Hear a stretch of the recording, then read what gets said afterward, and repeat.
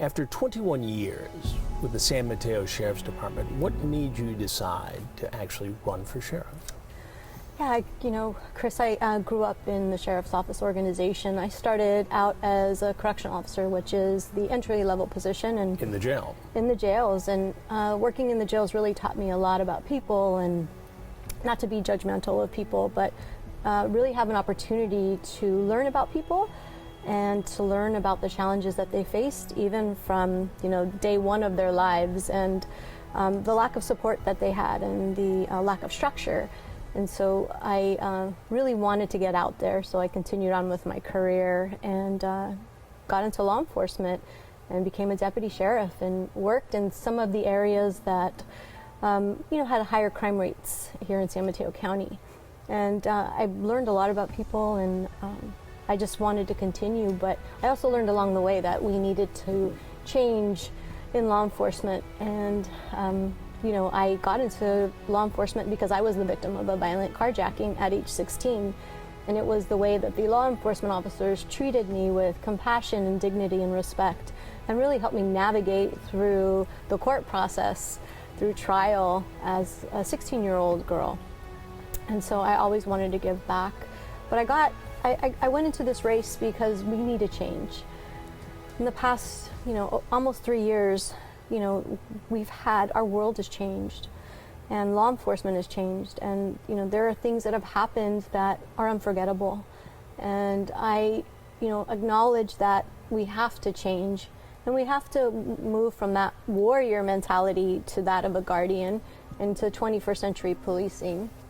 Just taking the issue of online predators and child safety online, I look back 18 years when we started the predator investigations. Mm-hmm. We merely had decoys in chat rooms on AOL and Yahoo. Well, today, the number of social media platforms upon which a predator can approach a child has exploded. So many things you have to be on top of as the sheriff, the chief executive law enforcement officer of a major county. Where does the issue of child safety fit into your agenda? Now, one of the top priorities. Our kids are our most vulnerable population, and there's a lack there of taking care of them. And we are in the heart of Silicon Valley here in San Mateo County, and we should really put more effort into protecting our kids, whether it be through predators, or it be protecting them at our schools. I think a lot of it is just taking the acknowledgement that our world is very different today.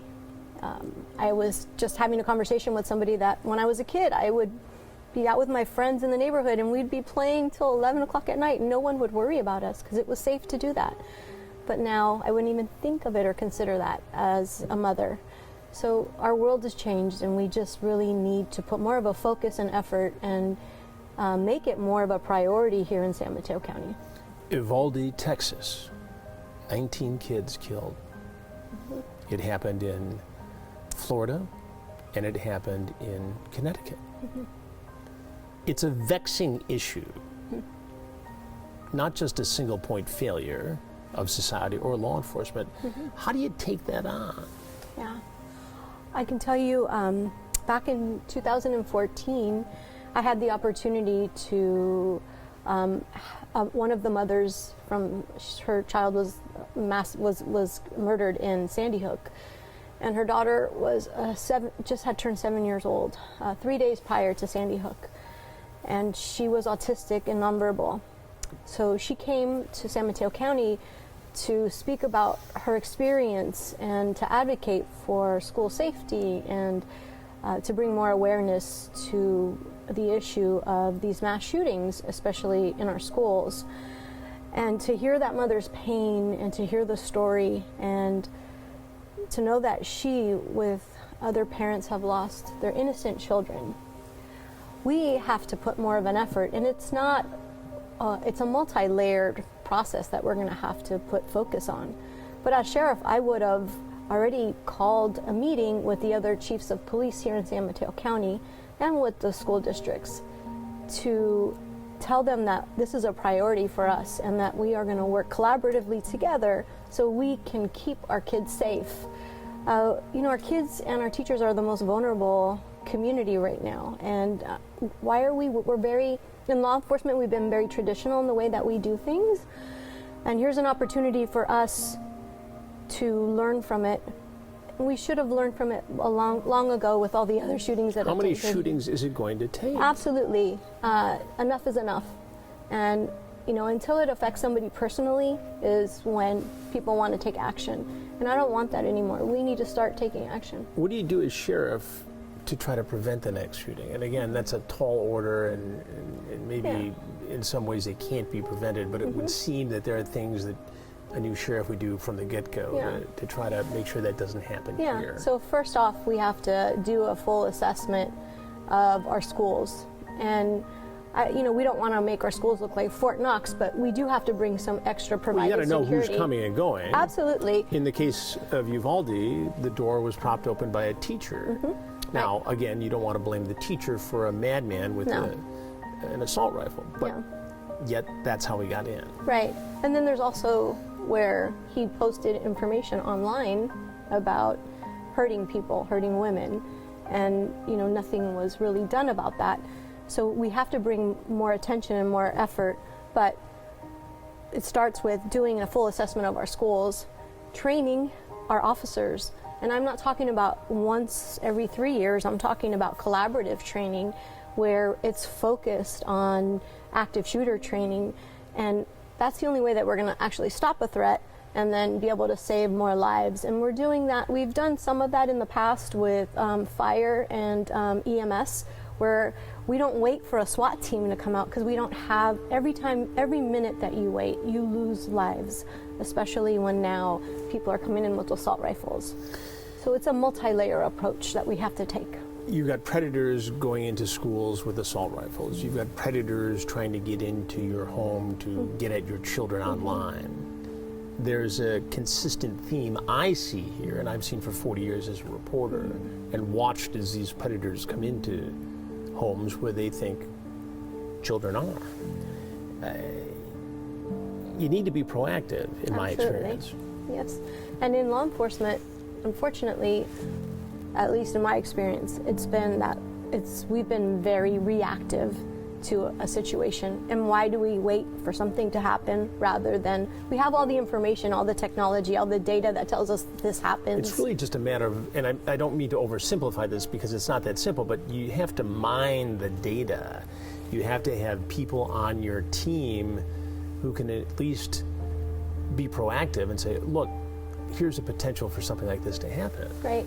And you have to redirect resources and, put the effort and the resources into monitoring those situations. And you have to be on top of it. But it's, again, where your priorities lie. And as sheriff, my priorities would be to ensure the safety of our kids and our teachers. Human trafficking, child pornography, issues directly tied to kids being preyed upon online. Yeah. It continues to happen. We know that it exists, and it continues to happen. Here in San Mateo County, we do some enforcement of human trafficking, but human trafficking comes in different forms. It comes in forms of, sexual prostitution, but then it also comes in forms where people are brought here under false pretenses, and then they're ordered to work, and they're not given any other resources. And so we have to bring more awareness about this. When I worked in one of our correctional facilities as a sergeant, I met a woman who had been coming in quite often, and every time I would see her, she would be physically she'd look worse. And so I would pull her out of her cell after she had been detoxing for a little while. And I would talk to her, and I would try to reinstate her worth in her, and to tell her that because something happened to her when she was a kid, she can't let that continue to direct her future. And, she had a child that she had lost custody of. And, I would still, even though I felt like sometimes I wasn't getting to her, I was still repeating the same message to her that she was worth it. and that she can change her life, not only for herself, but that of her child. I hadn't seen her in about 6 years, and I ran into her. Unbeknownst, I didn't know it was her. We were having a community festival, and this woman just comes to me and gives me a hug and says, "Miss Corpus," and hugs me. And I was like, "Who is this woman?" I didn't recognize her. And she says, "This is Liz." And she looked like an entirely different person. But I've worked with her ever since we reunited, and now she's a human trafficking advocate. She's regained custody of her child. When at the time, Governor Brown, he pardoned her. She is now a co-founder of a nonprofit that is an advocacy group to help women that have been human trafficked as she was. And since then, she's has her bachelor's degree, and now she's in a master's program. And we do podcasts often. And in one podcast, she mentioned that every time I would bring her out to talk to her, that it, she didn't really know it, but it was kind of laying a foundation. And she said, that I planted a seed in her. And I told her, no, she actually planted a seed in me to fight and be more of an advocate for people. Very few weeks go by where I'm not approached by somebody on the street, in a restaurant, via email, who says, "Thank you for doing these types of stories. I was abused as a child." And it never loses its impact or importance on me, and it motivates me to keep doing this kind of work. I bet it's the same in your line of work. Absolutely. I think about the unfortunate circumstances that within my career that I've had to respond to, and the children that have been affected and have been victimized. And, I think about them and I think, wow, they're going to have to go through a lot of therapy, but they won't ever be the same as a child, as an adult, because they carry that regardless of all the therapy they go through. It still tarnishes them, and it tarnishes them as a person, and they have to live with that. And we have an opportunity here to bring awareness, but to also stop the crimes from happening. We just have to put the effort forth. You'd like to think that in 2022 it wouldn't be a big deal to be a female sheriff. Mm-hmm. But yet it is. In New York City, for the first time, there was a female police commissioner. Mm-hmm. You would be breaking ground here in San Mateo County. Yes, the sheriff's office was established in 1856, and I am the first female candidate to run for sheriff. So if elected, I would be the first female sheriff, but if elected, I would be the first Latina sheriff in the entire state of California. So we would actually make history here in San Mateo County. Does that weigh heavily upon you? What weighs heavily upon me is just the thought that there's so much resistance that a woman can't do the job. I'm often asked that my opponent says that I don't have any executive experience. Well, a sheriff that is now a board of supervisor, when he became sheriff and he challenged the incumbent, he was a lieutenant in corrections. So I'm a captain, and I've managed one of the largest patrol bureaus, and now I'm a chief of police for a city, a contract city. But yet my opponent is saying that I don't have enough experience. But no one said anything about that male lieutenant that challenged and beat the incumbent. And so that's what really is just kind of really just surprises me that still exists. What do you bring to this job? What does Christina Corpus bring to this job that no one else can? Yeah. I have worked in our jails. I've worked in patrol. I've worked really hard at establishing relationships with people. During a time when my opponent had been handing people off to immigration and working in those communities and breaking ground and getting people to trust me. And I have heart. I'm doing this not because I have any political favors to pay back. I'm not doing this for the name recognition. I'm doing this because I truly care about my organization. I care about those young deputies that go out and put their lives on the line every day.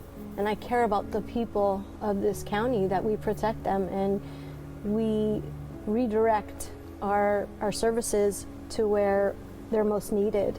And that's in our underserved communities, but also protecting our children. What's the most important thing you can tell people, both the people you serve in the community and the people you will lead, potentially, in the Sheriff's Department, about protecting children and being proactive when it comes to fighting crimes against children? Yeah. I always say, nothing's impossible in life. And, the word impossible simply says that I'm possible. And if I'm possible, anybody could be possible. And for me, it's about having the passion to serve and having the passion to protect, but also doing that with integrity and with trust. And that's what I bring to the table, and that's what I will always live by. I will never compromise my position nor anyone else that works in the Sheriff's Office. You've been on the Sheriff's Department for 21 years. You Yes. could retire. You could go work in the private sector. Probably make a lot more money than you will if elected as sheriff. Why are you doing this? So when I was contemplating on running, You have a lot of options. I do have a lot of options, but my heart is to serve people. I've always been a public servant, and like I've said, I truly care about this county, and I care about the people that live here. What's taught me the most is relationship building, and I've done that from day one, walking into the Sheriff's Office with our community members. But sustaining those and nurturing those relationships goes a long way when people know that you care and that your heart is in the right place and that you're going to do things for the right reasons. And, I could make a lot of money. I could go, as they call them here in California, being a double dipper, and I could go and work into a local police department and maybe be a chief there and then have extra income. But when I lay my head down and I always think about how I could have done things better.